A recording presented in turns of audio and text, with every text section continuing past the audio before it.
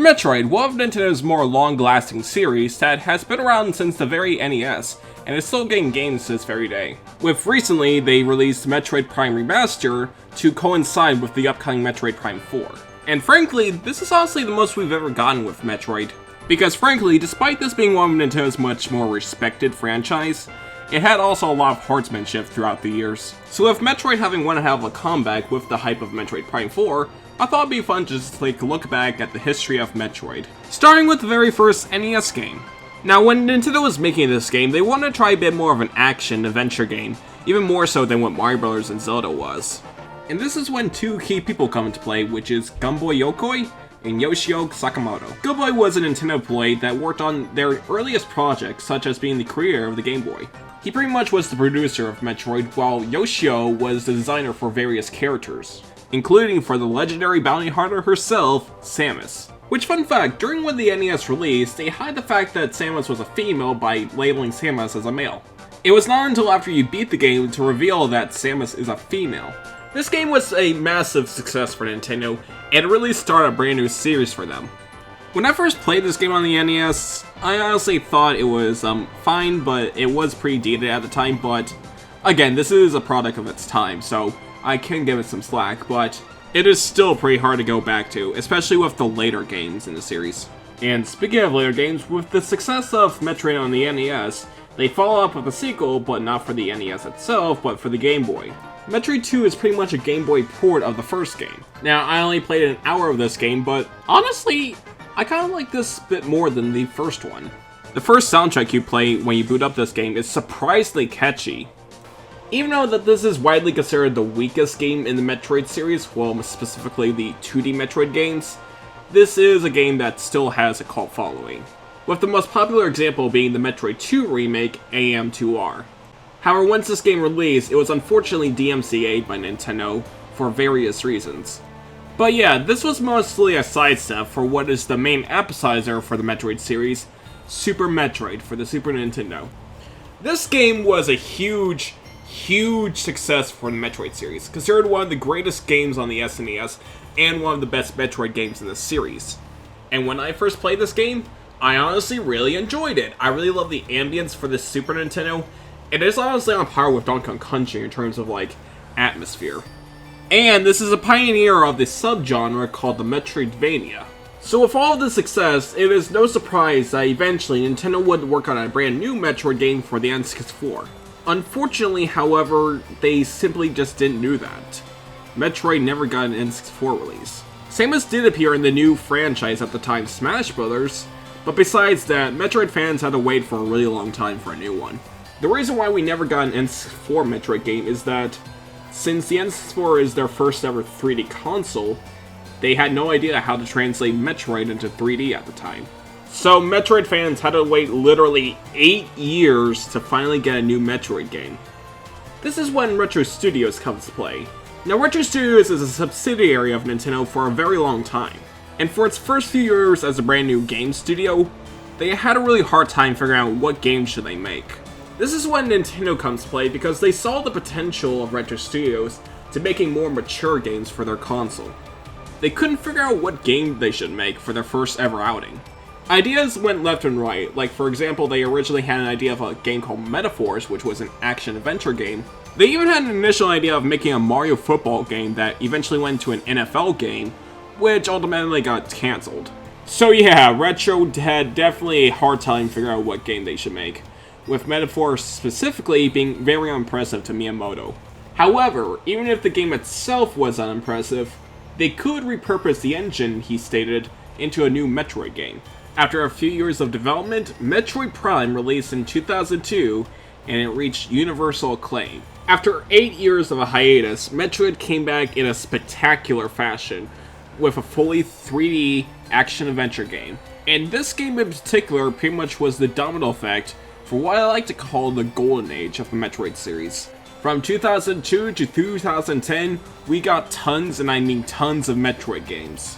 Because alongside of Metroid Prime, we also had Metroid Fusion, the fourth entry of the 2D Metroid games. I've made a video on Metroid Fusion a while back, but basically this is a lot more of a story-based game compared to the other 3 entries.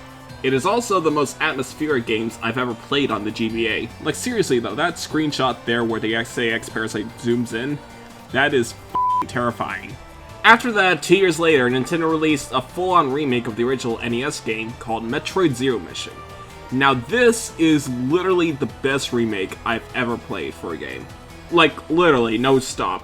The only other game I can think of that's on par with this game is probably Kirby's Return to Dreamland Deluxe. These two games were amazing handheld Metroid games. It would be hard for them to top these, but luckily they did in 2005 when they released Metroid Prime Pinball. Now this is literally the best game in the series, like no other game. Okay, I can't do this. So with a lot of quality Metroid games releasing throughout the early 2000s, and with the brand new Nintendo console at the time, the Nintendo Wii, fans were very curious on what Retro was going to do with the Metroid series. Well, in 2007, Retro Studios released the third entry called Metroid Prime 3 Corruption. However, once this game released, things get a bit more iffy with the Metroid series. After the release of Metroid Prime 3, Retro Studios was able to make a compilation pack with all three games in widescreen and with pointer controls. After Prime 3 release, Retro Studios decided to take a little break from Metroid to revive a different Nintendo series, which so happens to be the Donkey Kong Country series. Now, not everything was all doom and gloom for this, because alongside with this announcement, they also revealed a new Metroid game made by a different studio. Not only that, but one of the creators of the Metroid series as a whole was working very close with this project. Now, this is another 3D Metroid game, but this is a lot different compared to the Metroid Prime games. Not only that, but this game is also heavily based on its story. So when it comes to the story in Metroid games, it mostly is about Samus exploring these deserted areas to see what caused it to be abandoned. But with this brand new Metroid game, they decided to tell a story to focus on Samus as a character. And this game so happens to be Metroid Other M.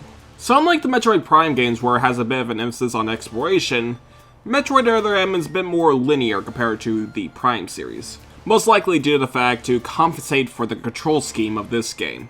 Because for a 3D action game on the Wii, Nintendo decided to not include required nunchuck controls, classic controls, or even GameCube controls, but only the Wii Remote on its side only. When this game released, it met with universal mixed opinions, because people did not like the story at all. And unfortunately, after this, Metroid took a bit of a hiatus. It wasn't as long as the Super Metroid to Metroid Prime, but it was still a pretty long hiatus. So long, in fact, that Metroid never got a Nintendo Wii U release. Besides re-releases of the Prime Trilogy, Metroid was absolutely absent on the Wii U, besides a special cameo in a minigame for Nintendo Land. However, that hiatus was finally broken in 2015 when Nintendo revived the Nintendo World Championships. One of the games they had was Blast Ball, which was suspiciously similar to the Metroid Prime games. And then a few days later, when they had the digital showcase, they revealed Metroid Prime Federation Force. This game was created by Next Level Games, the creators of Luigi's Mansion and the Mario Strikers games. When this game was revealed in 2015, it met with overwhelmingly negative reactions. Keep in mind, this was years after Metroid had no releases whatsoever. And to see that it finally came back in a simple spin-off game where you don't even control Samus really gave people a bad taste.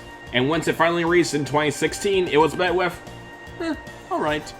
It was definitely not as of a disaster as people made it out to be in 2015, but the fact that people waited years and this is the best comeback they've got is just, I don't know.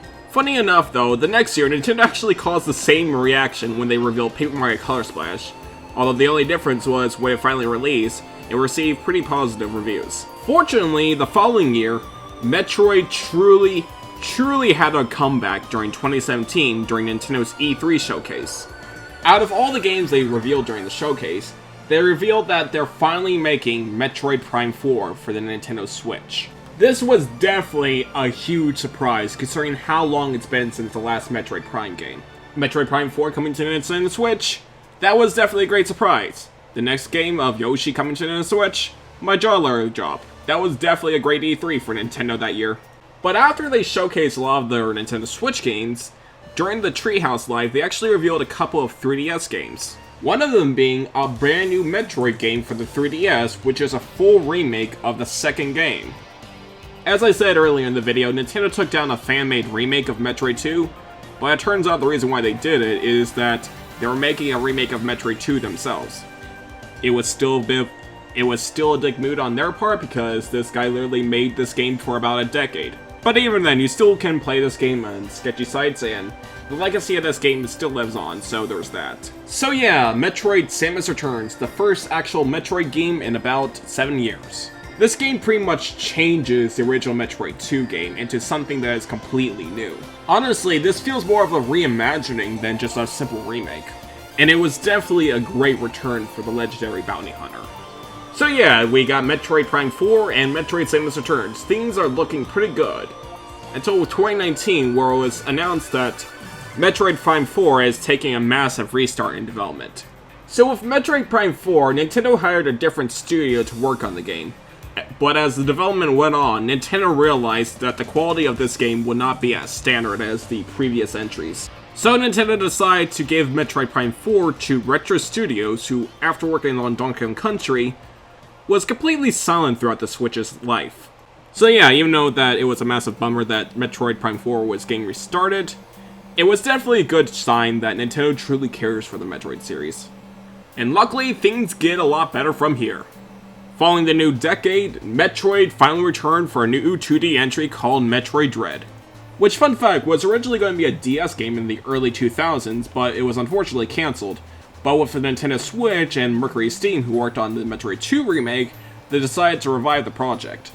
And this game in particular received universal acclaim, it sold the best in the Metroid series, and it was even nominated for Game of the Year that year. And with Metroid Dread in particular, it was pretty much a sign and a key that Metroid has a bright future on its hands. Because earlier during the Switch era, Smash Ultimate arrived with two of the newcomers and during the base game being Metroid characters. Ridley is one of the most requested Smash Bros. Character of all time, and he finally got into Smash Ultimate. With another sweet bonus is that Dark Samus also appears in Smash Bros. As an Echo Fighter for Samus. So Metroid fans were eating really well for Metroid representation in Smash. Even though with the Smash community, when they get Ridley, they just moved on to the next Smash hype. I don't even think they even care about these newcomers, they just care about the hype. But even then, the fact that they actually give amount of stuff to Metroid really shows that they truly care and really want to push Metroid even further. And while we wait for Metroid Prime 4, Nintendo announced this year that they would be remastering Metroid Prime and release it the same day casually. Now that is literally the most Nintendo move I've ever seen, and I like it. But yeah, the remaster came out and received, once again, universal acclaim, and it sold pretty well. In fact, it sold a lot more than Nintendo expected. And the biggest surprise of all this is that unlike charging $60 like what they do with most releases, they actually charge it $40. What makes this mind-blowing is there's clearly a lot of effort in this remaster. I mean, this is literally one of the best games I've seen on Nintendo Switch. And they sold it in a really good price when at the same time with Zelda Skyward Sword HD, a simple Wii U port, they just charge it $60. Retro Studios went all in for this remaster, while Nintendo just simply up-res the graphics for Skyward Sword and gave it simple quality of life improvements, and then charged it $60. But even then, Metroid Prime sold pretty well to the point where it was actually kind of hard to find a copy. But honestly, I feel like it mostly happened because Nintendo didn't expect Metroid to sell that well. It shows that Metroid is becoming more and more of a big popular Nintendo series again. I mean, Metroid during the Switch era had one hell of a comeback, with two critically acclaimed games on the Nintendo Switch that sold pretty well, with an upcoming anticipated fourth game really shows that Metroid is finally having a bright future. It was pretty much nothing during the Wii U and 3DS era, but those days are finally over, as we certainly know that there is more Metroid coming soon in the future. And honestly, even though that Nintendo doesn't do the best when it comes to releases, I am so happy that you can play all 5 of the 2D Metroid games under one console. If you have never played a Metroid game, I highly recommend trying it out. It's definitely a great series. But that'll do for today, so thank you for watching and I'll see you later. Bye-bye.